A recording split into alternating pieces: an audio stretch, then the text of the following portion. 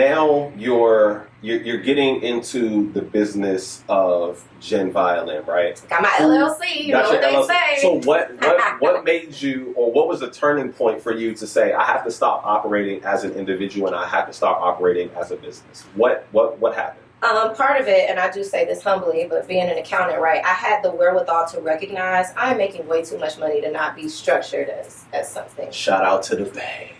I'm making way too much money. Okay, hey, look. But now we're talking about taxes, and we're talking about, things like that. That first year, did you do your taxes, or did you just keep it? Statute of limitations here. Statute of limitations aside, but, legally, so you all know.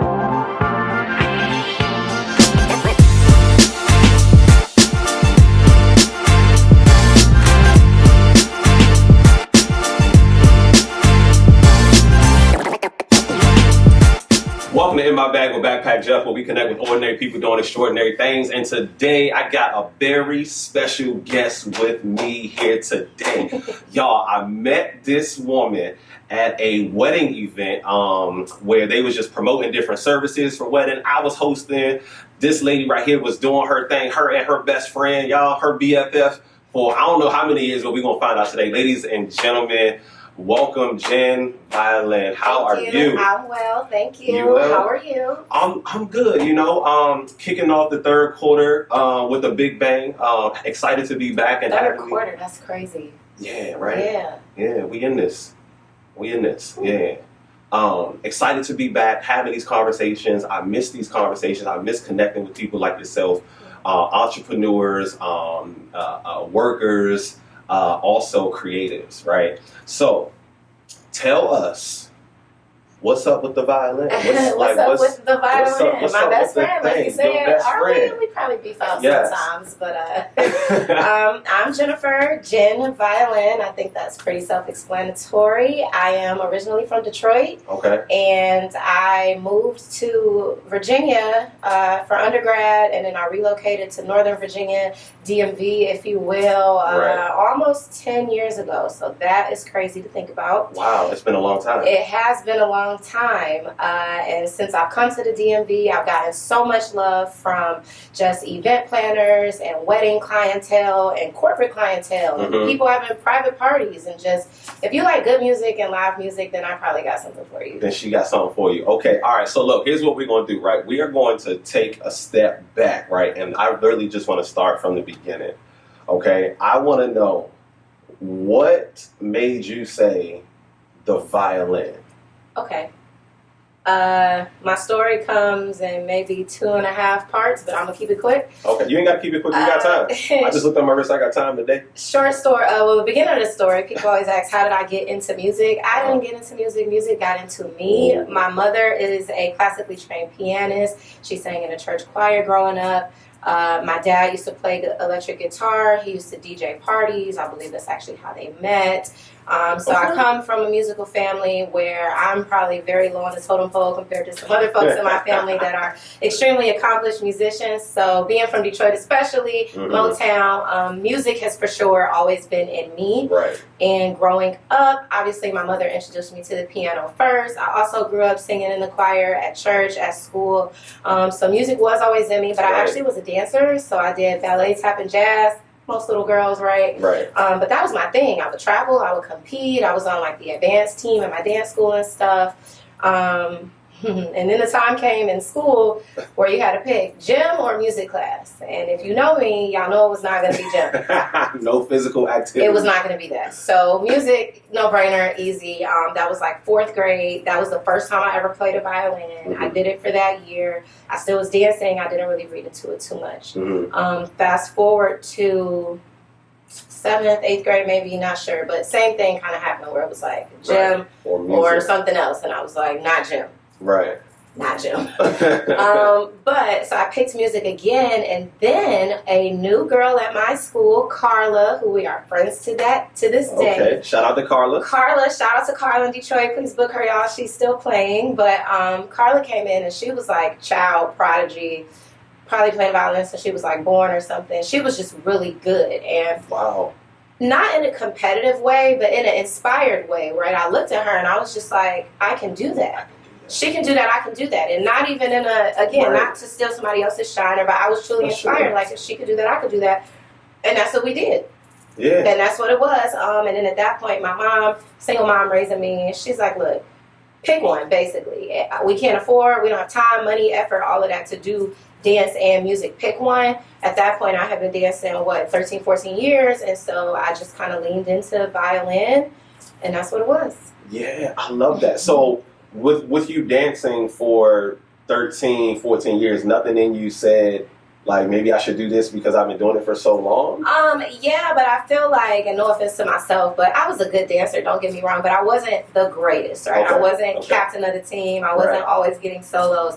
I've always been really good at music just naturally. So I was like, let me go with the way my cards were dealt. Right, so. let me lean into that. So you saw this amazing child prodigy, right? She's doing her thing. She's getting bookings and stuff like that. What made you say that I can do this, right? Even to desire to be competitive with her in a friendly kind of way, like in a way that's like, yo, I can also do this. What made you want to say, you know what, I'm going to try my hand at this? So when I started out taking it seriously, I wasn't at competitive mode, right? I had to get there, so it was a lot of inspiration. The competition kind of came naturally because after 8th grade, we went to two high schools that are actually rivals in the city of Detroit. I went to Renaissance High School, the #1 high school in the city. And so she went to the not #1 school in the city. And that's fine. Again, playful, never any, ill will between each other. But naturally, you go to band and orchestra competition type things, and her school is playing. She's first chair, concert master, whatever. I'm at Renaissance, and we're at the same shows. And it's like, what did they get? Did they get a 1? They rank you 1, 2, and 3. 1 is like the best. So it's like, did they get a 1? Oh, we gotta get a 1, or and so that part came naturally. But I've always loved music, and so just to be inspired by her and a lot of other musicians, period, be it the strings, be it vocalists, be it DJs, just creatives, like you say in general, creativity inspires creativity to Absolutely. me, so. I love that. Okay, so you're in high school, right? You've obviously spent X amount of years learning the violin and stuff like that, right?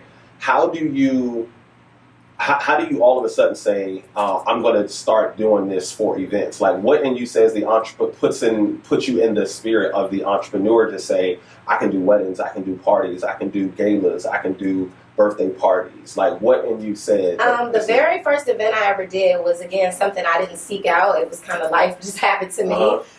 When I was in high school, we had a person reach out to my band director, and they were having a wedding and wanted a string quartet on a small budget. We cannot afford to hire professional musicians. Do you have your top students? Could you have them play in a quartet, which is 4 people? How much would that be? I'm glad you said that, y'all, because I was... Quartet is 4 people. And so we gathered, and they wanted classical, music, nothing pop or anything. The classical repertoire, Here Comes the Bride type stuff. And so we played it, and at the time, I was working at rallies, and I made more money in like an hour with my friends playing some songs I already knew than I would have made in like 6 hours making French fries. And I came home, and my mom was like, do what you want with this information, but look how much you made in a day compared to you would have been there all week. Would have been there all week. Flipping burgers and making fries. Yes. So it was a no-brainer. Just from that point on, I was like, okay, I wasn't sure if I wanted to make it a full career thing, but I knew in the interim, while I was still super young, this could be a side hustle. I'm about to go to college or whatever, so I could make some money on the side doing this, which is what I did. And then because jam violin is not me, she is her whole own thing, so she kind of grew into something and somebody that I really wasn't and still not kind of expecting. So it's crazy. I like that. Okay, all right. So you get the call from the person in the quartet. Did they were they just like, yo, you was the best out of the quartet? Well, so I'm gonna say yes, but no.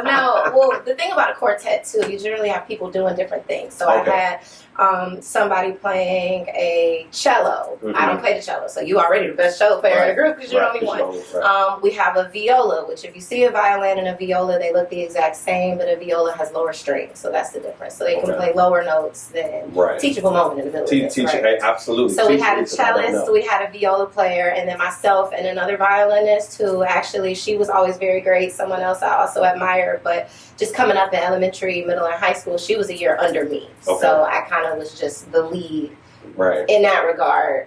But yeah, we did a lot of competitions and events. We did a performance for the Detroit Lions. They did a daddy-daughter dance one time. I think that was somebody reached out to the high school and commissioned us to play. Dang, so y'all was like a deep high school. We were young, kind of making it happen, and that's how I knew. I'm a natural hustler anyway. Detroit told you so. I was like, this could be a thing. I just have to make it for me, because what I was not trying to do is play classical music all the time. Okay, all right, and we're gonna get there because I want to know how you transition to that as well. Okay, so and I'm just kind of walking us through, right? So life is still lifing at this point, right? You're still a high school student, and you're still saying, okay, am I going to go to college? Am I not going to go to college? Right? Well, I just know I was going. You was always going. Okay, so.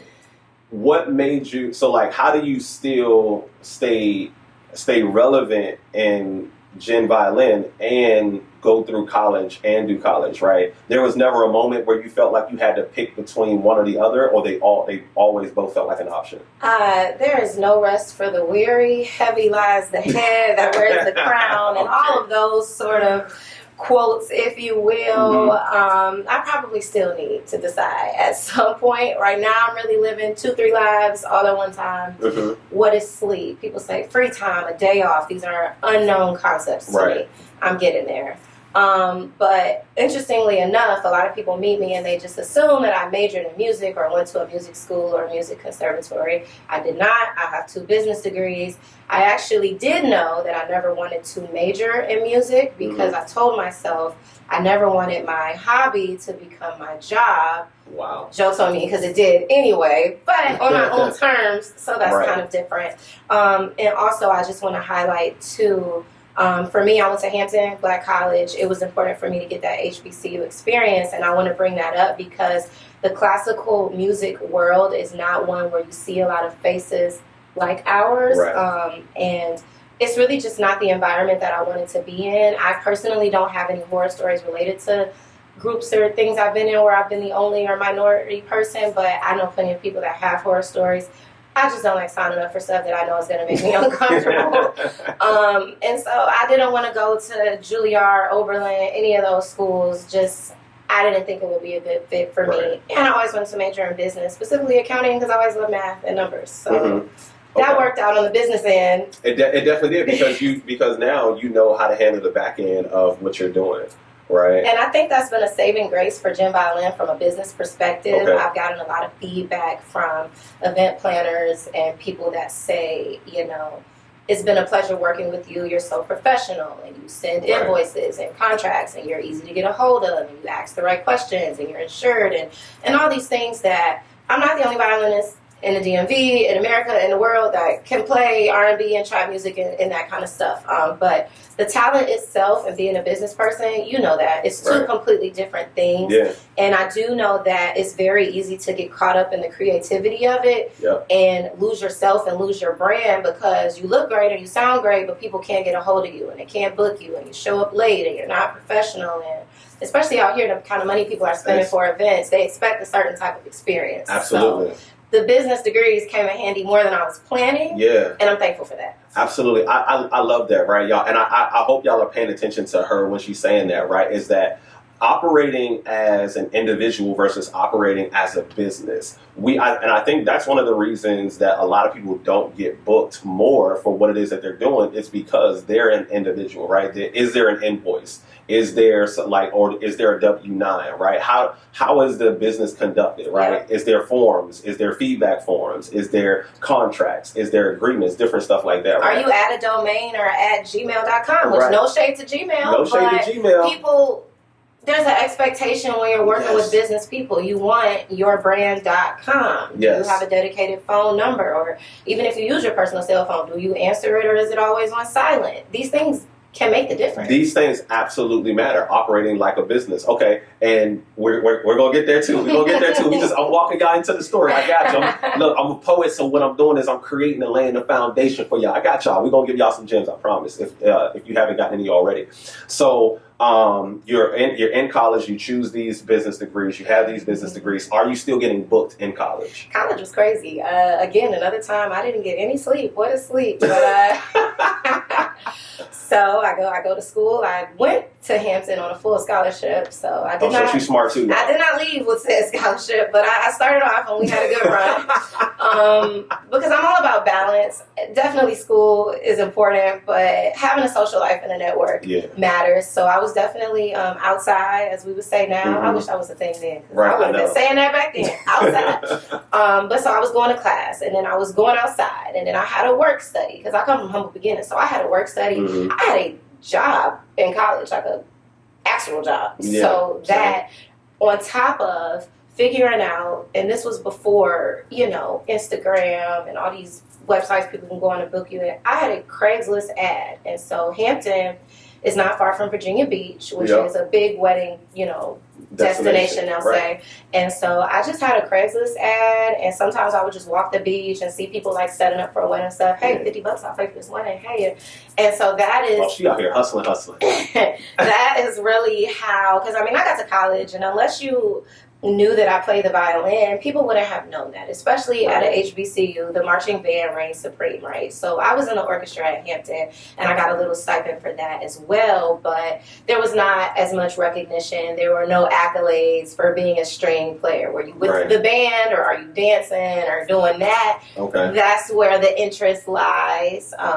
But yeah, so I just kind of had to carve my own lane out in Virginia, where I'm not from. I don't know nobody, but I know I had a talent, and I can certainly sell myself. And so it was just as simple as, hey, y'all about to give me $50. I'll play on your wedding real quick. I got my instrument, and now here we are. Closed mouths don't get fed. They y'all. do not. Like, they do not. Closed mouths don't get fed. Like this is a person who, like she said, she's in uncharted territory. She doesn't know anyone here. And how do I build a name for myself? How do I make my reputation? Okay, so you get out of college, right? You're done with college. You're going into the workforce, right? The real world, I think is what they call it. Yeah, something like that. The real world, right? So you're working into the real world. Now, Jen Violin is probably more popping at this time. She is starting to be more popping. I was still living down in the 757 at that time. I had moved from Hampton to Newport News. Okay. And was working full time. I had a job because I finished school, right? So I had a full time job now with benefits and everything. Okay. I was so proud. I had rent. I had to pay all by myself because now I didn't have a roommate. I still had my side job, which was at CVS. I don't know if I said that, but still working my regular job, still at CVS. I took on like a part-time job at a nightclub for a year or two. I went to grad school down there for like a year, all the while still being Jen Violin. And so buzz was getting around, but I was still Craigslist ad at this point. Like I didn't have a website. I think I was the person I was talking to earlier, where it was like Jen Violin or something at gmail.com. Like I hadn't even really gotten into the establish a business part, right? I was just trying to really make some extra money to pay my rent and be outside. Yeah. And I did have to make some choices at that point. Like I struggled with grad school at that time, but I did later finish up here in a different, time and place then. So it definitely comes with its challenges, trying to be 3 people at once and in 50 places at once. But again, I come from humble beginnings. My mother worked so hard her whole life to afford me any type of opportunity to do anything. In spite of not coming from much, we never lacked for nothing. And I just learned that from her at an early age. So a lot of people, I complain now, I don't want to work, but it's really never been in me not to work. I don't know anything else because I don't want nobody telling me I can't have something or couldn't get it because I couldn't get it myself. I'm very strong on that. So there is no sleep. There is no sleep. Literally, like the hustle and the grind doesn't stop, right? So now you're getting into the business of Gen Violin, right? Got my LLC, you know what they say. So what made you, or what was the turning point for you to say, I have to stop operating as an individual and I have to stop operating as a business? What happened? Part of it, and I do say this humbly, but being an accountant, right, I had the wherewithal to recognize I'm making way too much money to not be structured as something. Shout out to the bag. I'm making way too much money. Okay, hey, look. You know, but now we're talking about taxes, and we're talking about, you know, things like that. That first year, did you do your taxes, or did you just keep it? You know, statute of limitations here. Yeah, statute of limitations aside, but you know, legally, so you all know, I know the whole Cash App reporting requirement thing got people shaking in their boots recently. The rule has always been if you make more than $600 doing anything, that it is supposed to be reported. Okay. Now, whether you or said person reports it is between you and whoever you serve. But that's not a new concept, right? Right. We were well over $600.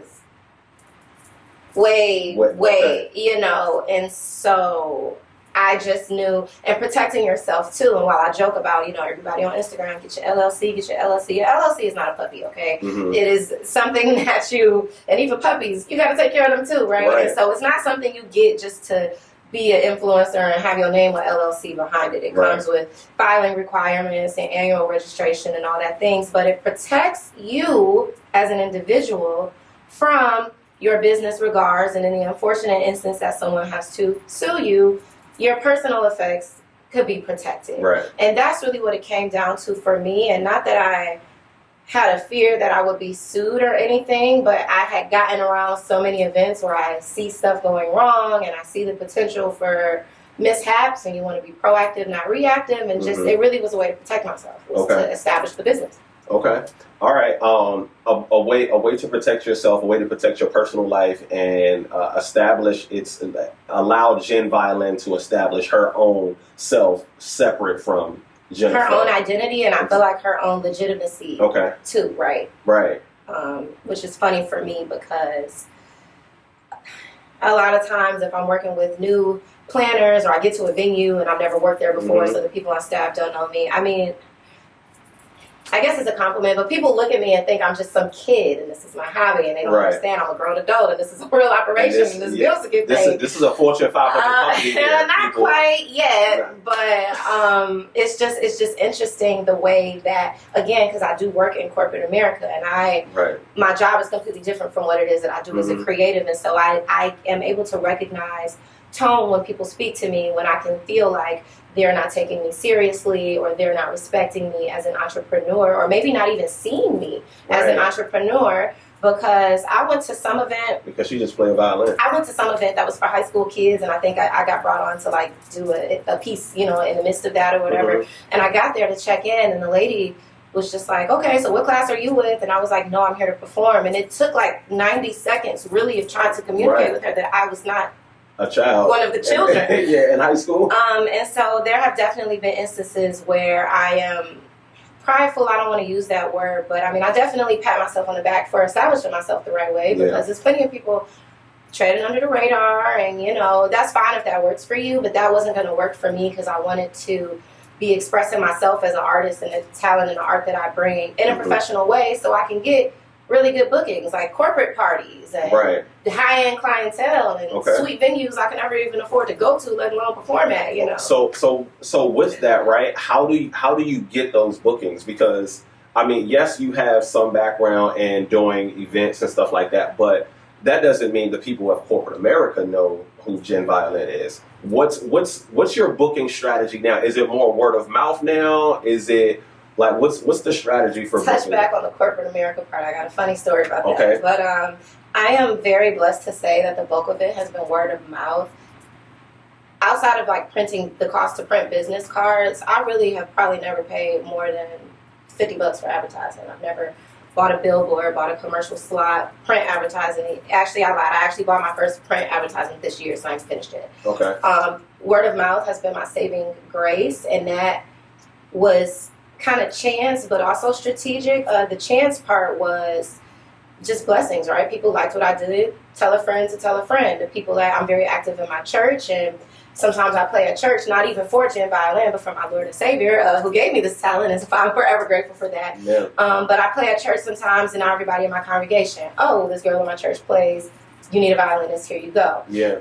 My friends and family are phenomenal. They take any opportunity they get to say, oh, you don't know Jen violin? So I appreciate them. My husband, for sure, he is always pushing. That's my manager. I see what you did there. Oh, hey, how you been, man? Oh, yeah, I'm getting married. Oh, really? My wife plays violin. He's very good to do that. So slide it in there. It truly has been word of mouth, which the strategic side of that is, mind you, I still work full time. Right. So I would almost be doing a disservice to myself and to my potential clients to advertise too much when I know my availability is already limited to the weekends or the evenings or whatever schedule I have because of my job at this point. So do you, right? So for the people that are in that position, right, to where they have to. They're teetering between making a decision, because I am myself teetering between making that position, right? I'm telling myself that this is my last year working for somebody. It's been my last year since. Can you put a poll right here? If you are transparent, how many times has she said she was going to retire because she lied? She lied. Why? Why haven't you done it yet? What part of you is saying I need to hold on to this? Because I could very well just play in my house and not do gigs anymore. I could just practice at home and let that be what it is, right?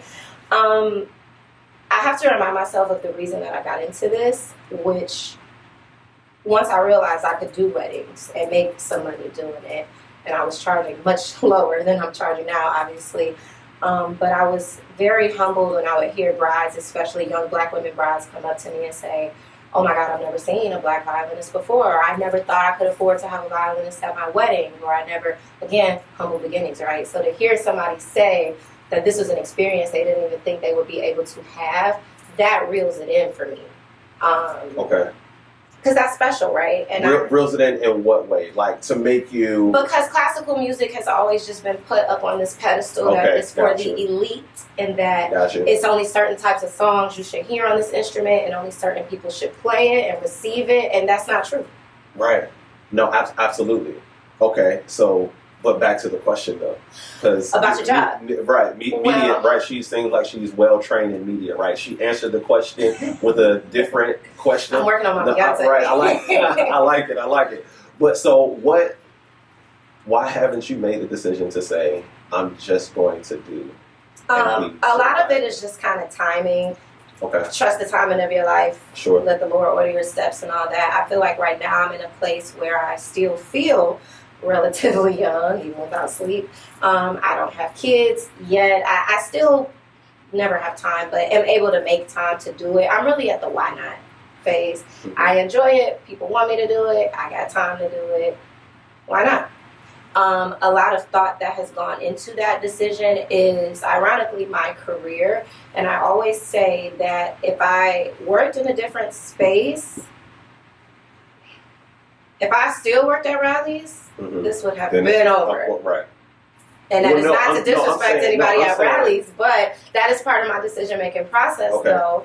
Do I want to forsake this brand that I'm building for an already established career with salary, benefits, retirement, and all the things that don't come with running a business, and now you have to think about how you're going to make that up on the back end. People always think, oh, you make money doing this at work, you make money playing violin. Yeah, but we're talking about retirement savings and benefits and just the other things. And also, I like my job. I'm a nerd. I like accounting. I like math. I like numbers. I've toyed with the idea of maybe just doing that as my own thing along with this and not necessarily working for somebody else. So I don't really have an answer for you because I haven't decided. But these are the thoughts that I'm having. Right, so I like that. And that's kind of where my thought is of it too, right? Is that, yes, I do make money doing what I do.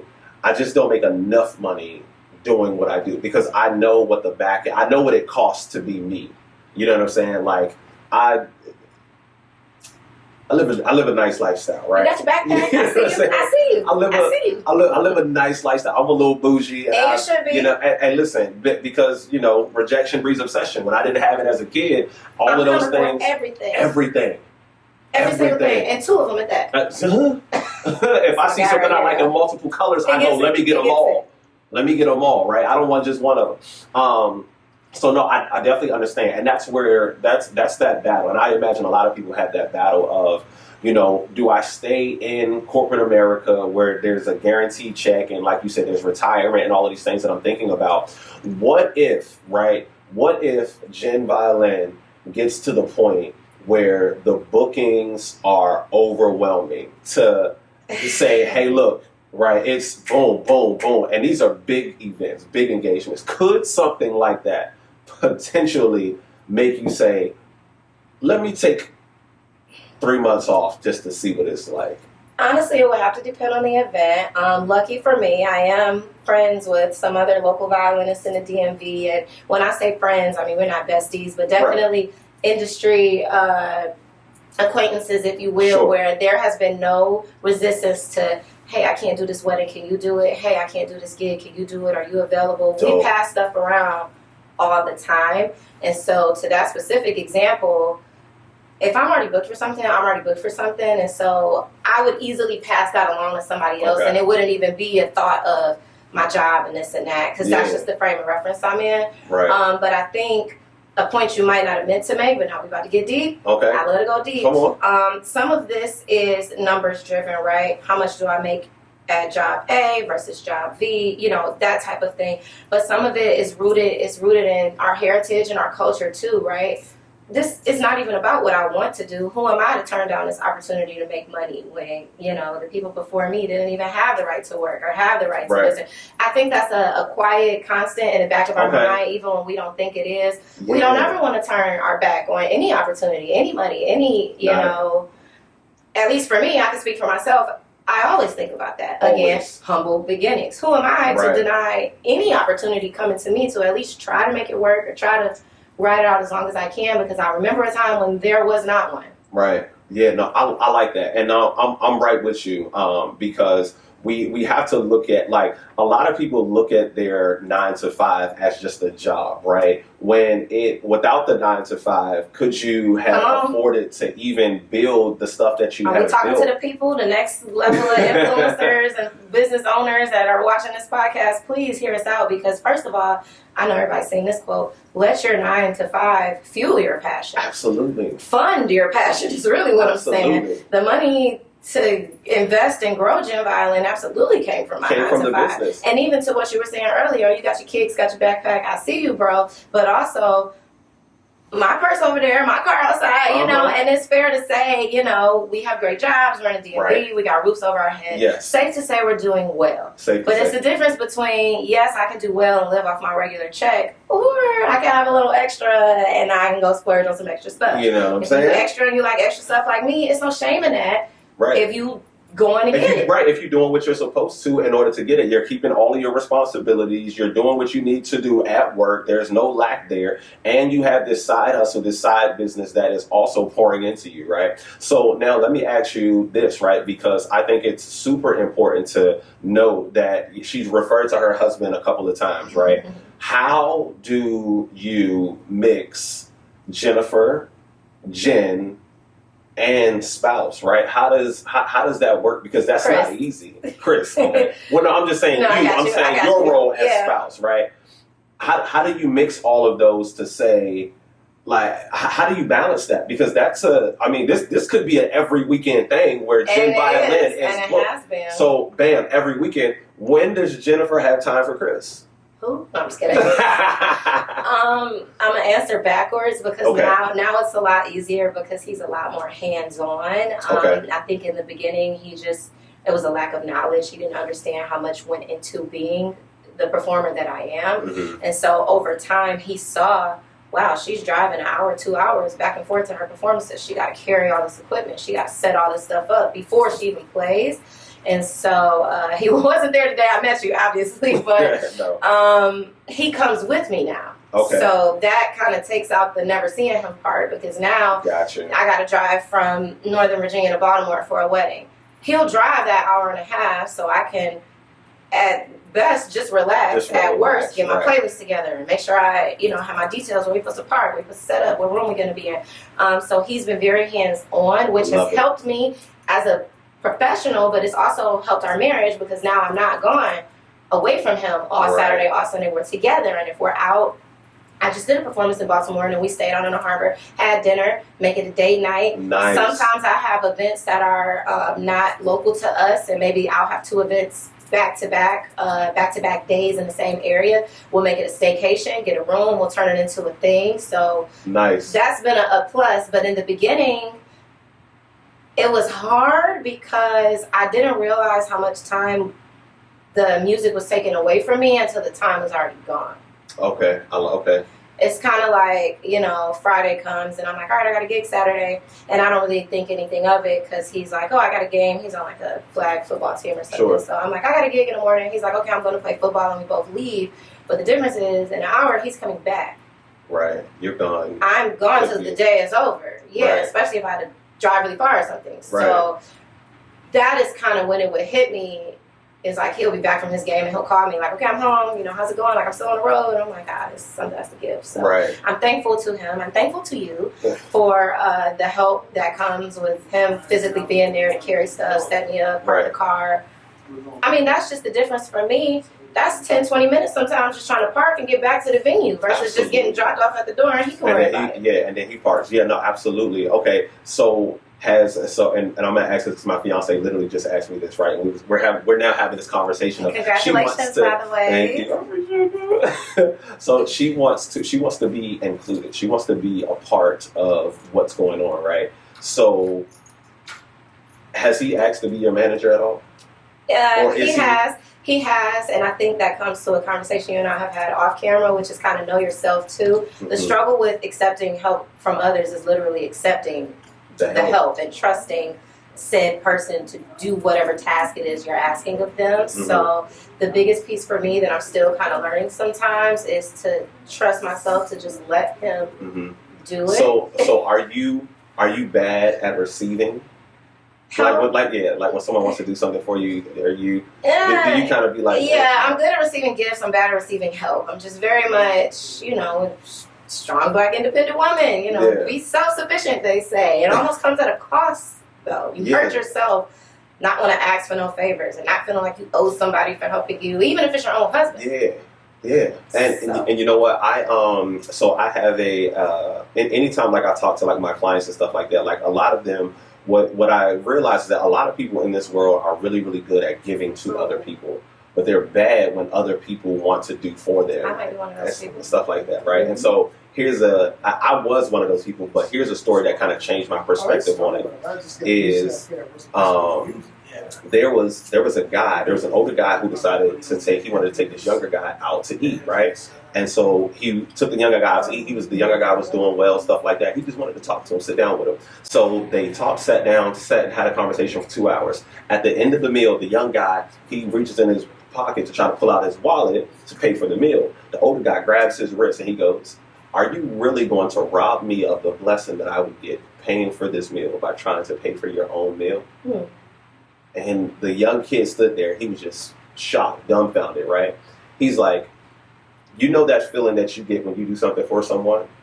Do you realize that you're robbing that person of that feeling when you tell them no? Okay. Right? Yeah. So what he said, what you young people think about when you don't allow someone to do for you is you're only thinking about yourself and not wanting to owe someone. That's a word. I wouldn't have offered it to you if I couldn't have done it. So don't rob me of the blessing that I would get. And that feeling that same feeling you have of doing something for someone, I want to feel that same thing, but I can't when you tell me no.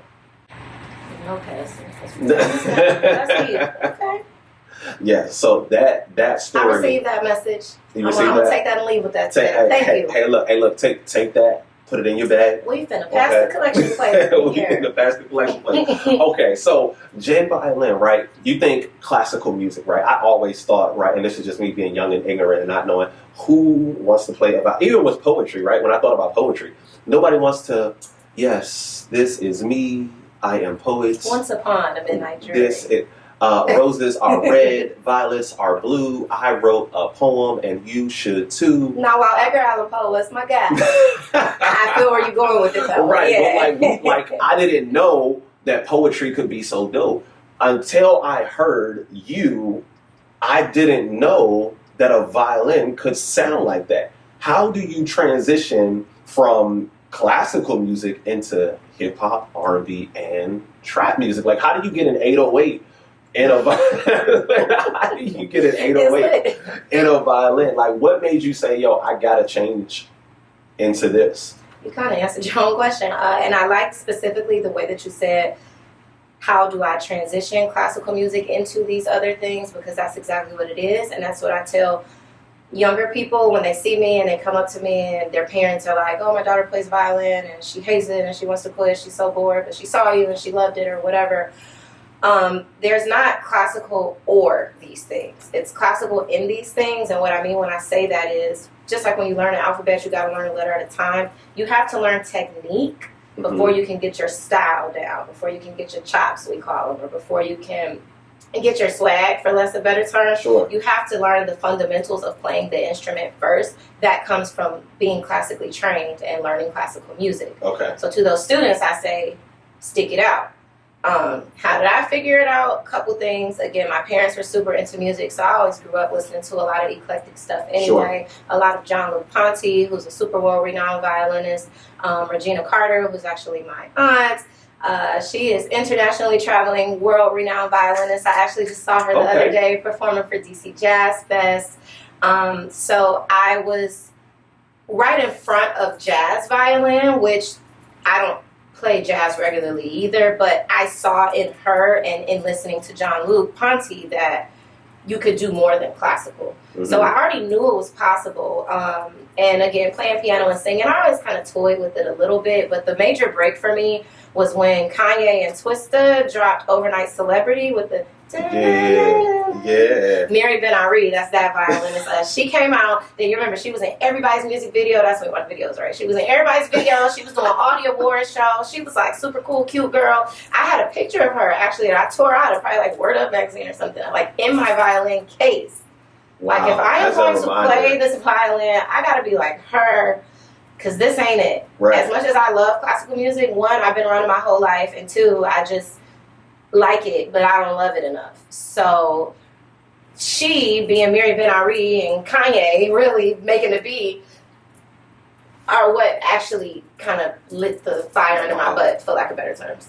Wow. I love that. So now, Kanye, if you happen to watch this, thank you. Hey, listen, we gonna run that clip. Tag and him. We gonna tag him in that jump. You know what I'm saying? That's what we gonna do. That's how we get there. So, okay, how do you learn these hip hop songs though? Like, because there's no music sheet. There's not. I mean, there might be. I'm not looking for it. If you've ever seen Drumline, where Nick Cannon played the drums, but he couldn't read music. So while I am classically trained and can read music very well, I can also play by ear, which is kind of make or break if you're going to do the kind of thing that I'm doing. So it's really, people always say that, or how do I know? I don't know. I just know, and they think it's a joke, but I hear it, and I can play it right back. My husband is so cool. That's talent. Thank you. But yeah, so in learning the songs and stuff, it's music I'm listening to anyway. Right. These artists and these songs are already on my playlist. And then you just feeling it. So if I already know the song, and even if it's a song I don't, a lot of times people will say, oh, I want this for my wedding or for my this or for my that. If I don't know it, I can hear it enough and I know it. And it's really just that simple for me. Wow. And I try not to take that for granted, because that is something my mother, who is one of the best pianists I ever seen, obviously I'm biased and she's a little older now, so not as well as she was younger, but she can play by ear to save her life. And I never really understood that. And on the flip, my dad, who was electric guitarist, I don't know if he can read music at all. Wow. So mom can read the mess out of some music, but she not about to just sit down and John Legend it out or anything. My dad be on TikTok all the time doing bass lines and just be kind of feeling that groove. Yeah. I love that. I absolutely love that. So Gem Violin is available for booking. Yes. Gem Violin is available for booking. My suggestion would be reach out early. I just sent out 3 emails sitting in the parking lot waiting for you, for people requesting me for dates that are already booked. I'm usually booked up 2023 is already looking slim if you haven't already secured your date, especially if it's a Saturday. 2023 is already Fridays and Sundays and weekdays I might can do. The Saturdays already, I am humbled to say, it's a wrap. Wow. That is absolutely amazing to be booked and busy. And congratulations to you. And y'all, listen, Thank you. She is absolutely talented. Like when I saw her playing, like it's not just the talent, right? It's also the energy and the passion that you have and the fun. Like you actually have fun doing it. You have to. Yeah. What do they say? If you enjoy your work, you never work a day in your life. I don't totally subscribe to that. It's still work, not play. But Right. if you enjoy it, that makes it a lot better. Yeah. And I feed off of that, right? If I'm at a party, and even when I'm just the background music for a reception, for cocktails or something, okay, I'm not the main stage event. I don't expect everybody to stand there and stare at me. But if I don't feel like anybody is rocking to it a little bit, or you know, it's like I need to change the song. I got the playlist wrong. I got the vibe wrong. I feed off of that, just like anything else. Especially as a performer, when you talk about live crowds, and it's why I like performing live and not. People ask why I don't release recordings. I'm working on it. Working on it. But it's a different ambiance just being in a box in a studio versus an audience, or I can see real time if they are jamming with me or not. Right. Absolutely. I love that. Okay, so what do you say to the young girl or the young boy that's out there that is playing the violin, who maybe has no idea how to make this into a career? Where would you tell them to start? Or even the adult who's good at playing the violin, how do we make this into a career? To the adult or the child, I want to go back to something I said earlier, where education and business is key.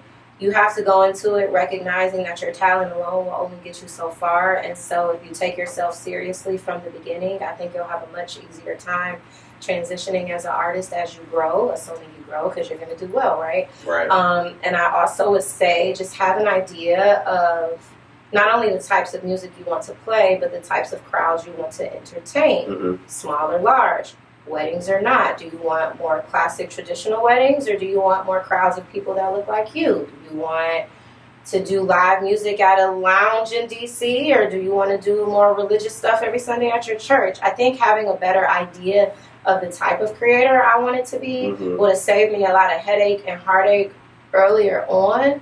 I admittedly did a lot of gigs that in hindsight I just wasn't interested in, or didn't want to deal with, or didn't want to do for the sake of doing it, right? And while I'm all for it, getting your name out there, I definitely think self-satisfaction, happiness, peace, if you will, it's more important than we make it seem. And so figure out what about your art, and that could be music or anything else, what avenue do you want to go down? And sometimes there's multiple answers, but don't just be blind jumping into it, because you're going to end up getting ripped apart and getting pulled in every direction because you haven't settled on the one you truly want to be going in. And then once it turns into a job, you lose the passion. Like I said. And once the passion is gone, it's no longer, people can see that and recognize when you're not passionate about it, and this is just a job to you. And it's the difference between I hate my boss at another job and when it's something self-created.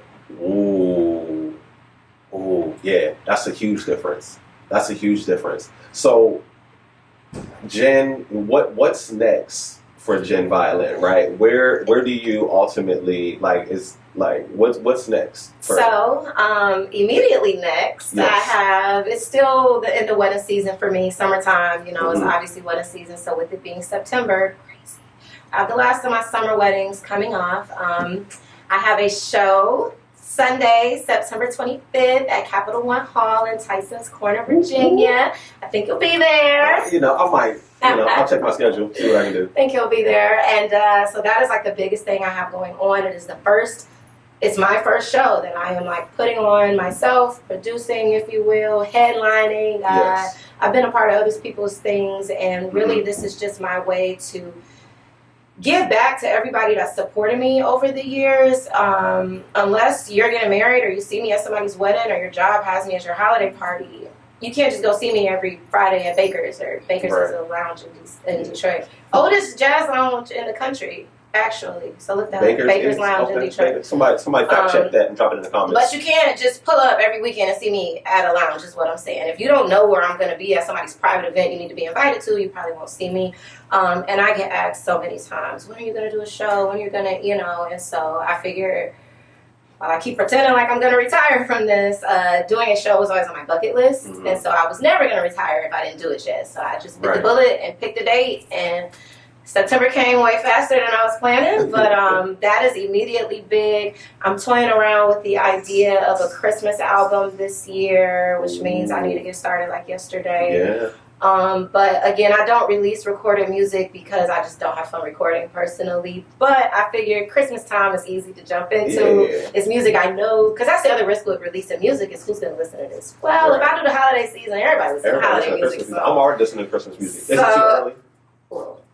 I got a friend that's about to start putting her decorations up next week, so I'm listening to Christmas music right now. But so that's a soft target on my to-do list.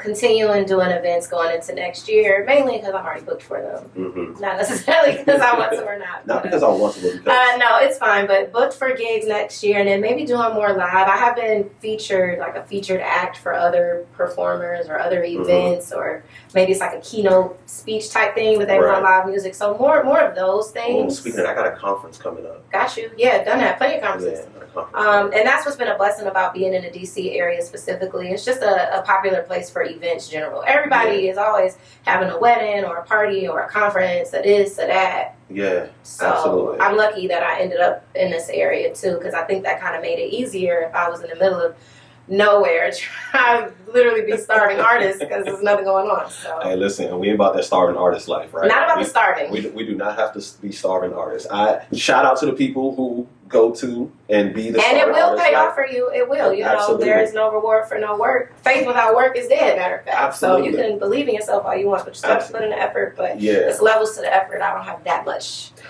in me. So let me ask this. Does Jen Violin teach violin? Okay, I'm not a liar. So technically I have one student. If you were to ask me that on the street, my answer would be no. I don't take children. I don't teach. The short answer for that is because I just never wanted to be a teacher growing up. Like kids grow up and they played school or they play house doctor. I actually never did any of that. I had to play bank. Like I always was going to be an accountant. I always loved money.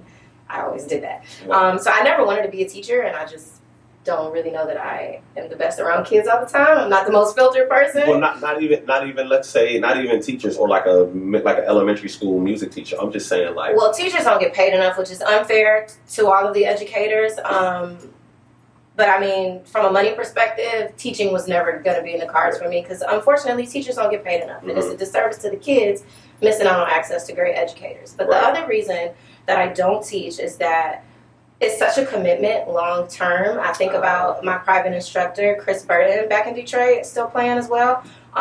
He committed to me once or twice a week for at least 5-6 years, and it's like the student I do have every Tuesday or sometimes Thursday, but it's like every Tuesday for my natural born life or until she quits or goes to college, as opposed to a wedding that's on my schedule and then I do it and then it's done. And then I also think and I know lessons could be adults too, but usually when I'm asked it's for children, right? And so being in a child's life in general is just such a huge deal that I would not want to be a decision just made off availability or making money. Like I want to be a mentor. I am. To a fault sometimes, but even my student, I am so glad to have her. She's brought a lot out of me that I didn't know needed to come out, but she's enough. I don't know that I could do 5 kids at one because that's so much time that I am never again. You're not going to see me on Tuesdays ever, at least for the next, she's in like 4th grade. So at least to 12th grade, you will never see me on Tuesday because I have a commitment and because that's important in lessons is the consistency. Right. Okay. So does she want to play hip hop and? I'm not sure. I think she's getting into it. She does ask me more about more pop. I think is her jam than like hip hop R&B. But she's definitely asked about this song or that song, or she's able to recognize. There's this one song I think it's called "Memories," which is a sample from Pachelbel's "Canon in D." And so if you're a classical musician, the first time that song came on the radio, anybody that knows that song is like, oh, they got this from Pachelbel. Her being in the very beginning stages of musicianship herself, could hear that. She could recognize that. Right. So I think she wants to, but back to learning the cornerstones and the foundation first. She's not there yet, but I can see it. Yeah. Okay. So I feel like, right, in the future when you do another show, you should have her like open. Yeah, I toyed with it this time. I don't think she's ready yet. Yeah. I think technically she might not be ready yet, and then I think the size of the crowd might be intimidating. Okay. But I did tell her that. I think it was actually. You should bring her to like a Busboys and Poets. She can, what I'm saying? Ease into it, yeah. But I told her, I was like, if you want to come on Miss Jen to these gigs, and we can do it, you got to get there. You got to practice. Yeah. And be serious. But I was you one day. I didn't wake up knowing how to play it. It takes time. Right. Yeah, I think that would be super dope. And I think that she would really, really appreciate that kind of walk into the industry, if you will. And pouring into, just like people poured into me. That's our whole purpose of being here is to pay it forward. Yeah, absolutely. I love that. All right, y'all, listen. So if you're an inspiring artist, if you're an inspiring creative, okay, one of the things that we learned today was, number one, operate as a business and not an entity, right? You want to make sure. Yes, as an individual. That's it. Operate as a business and not an individual, right? If you want to be taken serious, if you want these different corporate gigs and these different gigs that can pay you more, right? Let's operate as a business. And that's not to say don't be yourself. Right. But it is to say be for real. Right. Be professional and take these people.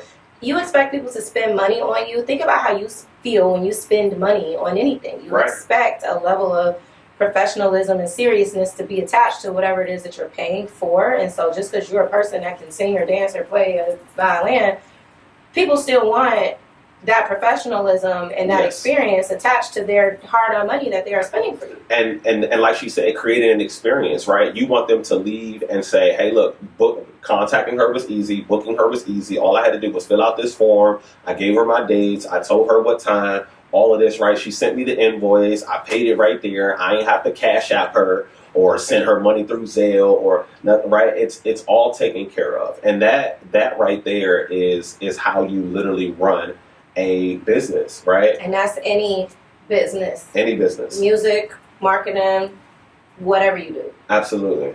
I absolutely love that. So what kind of closing us out, right? What are some final words that you can kind of give us as a creative to keep us inspired? You think I can quit talking? Final words as a creative. I would definitely say always do what inspires you. Don't force yourself into anything for the money because it becomes apparent in your art. As a creative, unlike my professional job where I'm an accountant, and at the end of the day, 1 + 1 is 2, and if I'm having a good day or a bad day, that 2 is going to look the same. Yeah. When I'm playing and I'm having a bad day, that comes out in my tone, and that comes out in my expression, and that comes out in my performance versus when I'm having a really great day or having a really good time. So lean into what makes you happy and what inspires you. Do not sell yourself short. I would like to thank all the people that taught me about pricing and not pricing yourself out, but making yourself competitive and still getting what you're worth. Don't short sell yourself just for an opportunity because the right opportunity will pay you the right amount. Absolutely. So with that, right? Because now that we're on the topic, right? Now that we're on the topic, right? Y'all thought it was over, but not yet. So how do you price that out, right? Like how do you make sure that you're getting what you're worth? I pay attention to the market. I pay attention to what other musicians are charging. That's locally and abroad because I do travel as well. And that a lot of it is the difference between me as a person versus people that are in a band or in a group. The numbers are different when you have more players. So I pay attention to the market. I pay attention to the times. Obviously, during the pandemic and stuff where people were doing super small micro weddings and already have to concede so many things and make so many adjustments. I'm not expecting people to pay top dollar for their wedding that went from 300 people to 30. So adjusting with the times is necessary.